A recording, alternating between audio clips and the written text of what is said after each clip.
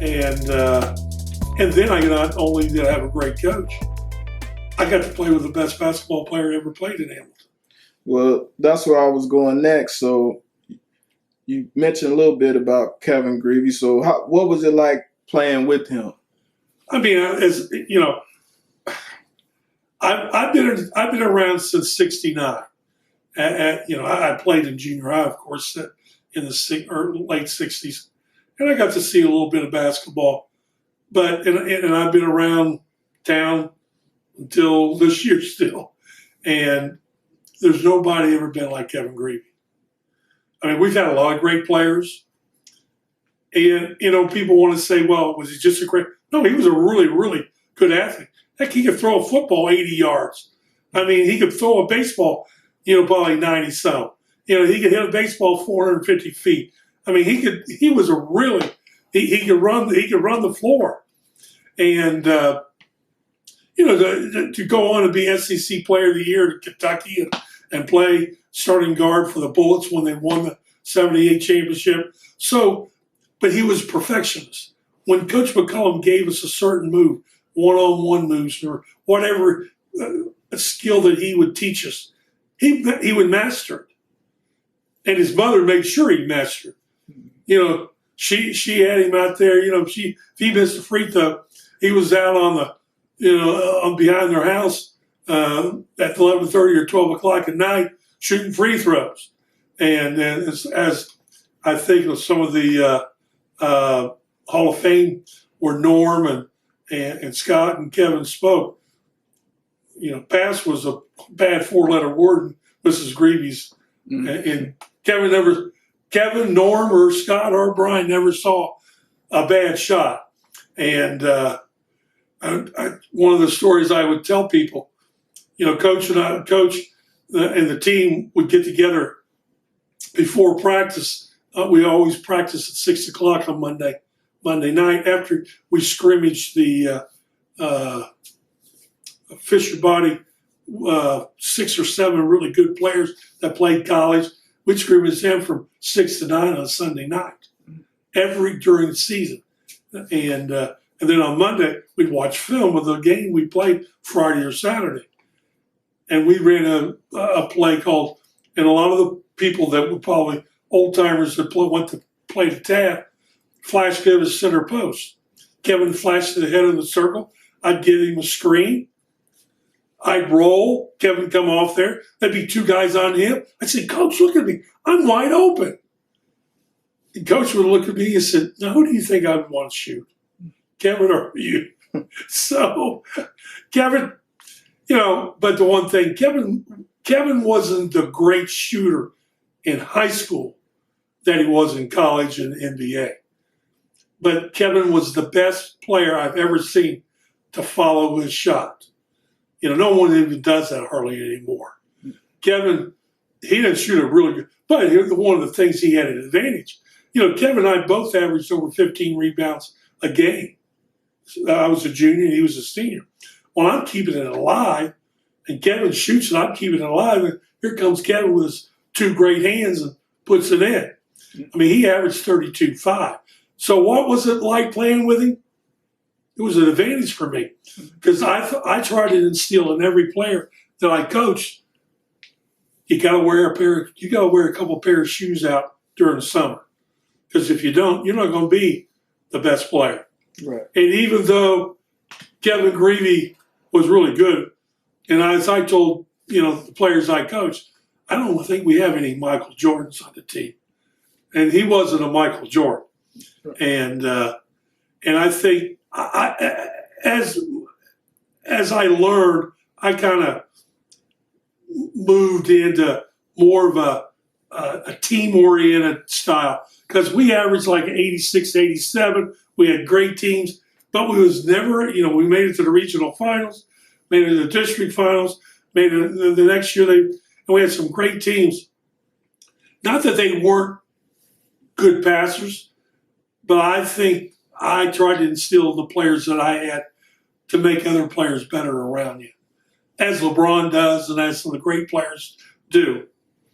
Right. So he was a year older than you. Like after he left, how did that change like your type of role and maybe going into college and things like that, or getting Well, first of all, seen more? one of the things that changed that, Kevin was recruited by, so many teams, and he made several trips, and I had made my mind up. I wanted to make my decision early, and I had some good choices of going, to Iowa or Ole Miss or Maryland or, Miami or places like that. And my wife wanted to be, well, she was my girlfriend then. She wanted to be a surgical assistant. She thought about going to Duke. And we decided that we would stay at Miami and go to Miami. And I think that was good for me to make a choice early and stay close to home, because my parents were, by then, my dad was not able to do much. And, my dad never got to watch me play high school or college basketball unless it was on TV or video, because he was not able to go to the games. And so we had a really good team the next year. I mean, we got beat by a team in the district finals by Princeton. We had beaten by like 16 last game of the season, and got beaten double overtime. Two of our wing players got in foul trouble. We were still averaging 86, 87 points a game. It was fun playing that way. But as I look back, I think it was fun. It was fun to watch, and through all the years I coached with John Smith and through the years I coached, I think I came to the conclusion I'd rather win a championship than score a bunch of points. Now, I know Larry Wood, I'd sit with him every Thursday. Larry Wood says, you don't get your name in the paper if you play defense. I said, well, Larry, I think our name got put in enough, especially when we won the state with a great group of guys that understood what the team really meant. Not that, and I'm not saying that Kevin wasn't a good teammate. I mean, I played with three good guards. A guy named Sam Broyles, and his son's Sammy, doing well in Hamilton. Sam Broyles is a really good guard. Malcolm Dixon, great football player, great guard. Langdon Dixon was a very good guard. And, I got to play with some good players, not only just Kevin. I mean, Jerry Matthews in the Hall of Fame. There were, off of my junior year, I went to Miami. Kevin went to Kentucky. Two guys went to Tennessee Tech. One guy went to Nate Sherman went to Richmond. A couple guys went to Belmont. Ronnie Spurlock. I mean, there was some. We had a lot of good players. Mm-hmm. It wasn't like we were throwing up points just to try to fool people. We weren't fooling. We knew what we were doing. Right. Okay, so you went to Miami and you played up there a little bit, right? Played a little bit, but my freshman year, I tore my ligaments in my back. I was a leading scorer, leading rebounder. Back then, freshmen weren't allowed to play. That was last year. And I was a leading scorer, leading rebounder on that team. And hurt my back. It took me about a year to recover. I got back in pretty good shape my junior year and got out there and started playing. And then I dislocated my shoulder, and then I blew out my knee. So I was injury prone, but Coach Hedrick was very loyal to me. And Coach Hedrick was one of the people that really taught me loyalty. Loyalty is a key. You don't see a lot of that these days, I don't think. Right. And Coach stayed with me, and he knew I wanted to be a coach. And going back to baseball, while I was playing basketball and going to college in the summer, I was coaching a Babe Ruth team that I played on like 3 or 4 years. Well, I didn't coach Bright Burnett, but I coached Home Federal. I was the manager. I was the main person for that team for 3 years. So that, I really started, blossom into my coaching. I wasn't a great baseball coach. Then when I came out of college, I became the assistant coach in Taft in baseball. And with a guy named Joe Urso. We had some really, really good players. Back, we had some really good baseball players. And I was just a 7th grade basketball coach. And I worked my way up through basketball. And 7th grade coach, 9th grade coach, sophomore coach, JV coach. And I was the JV coach my senior year at Miami.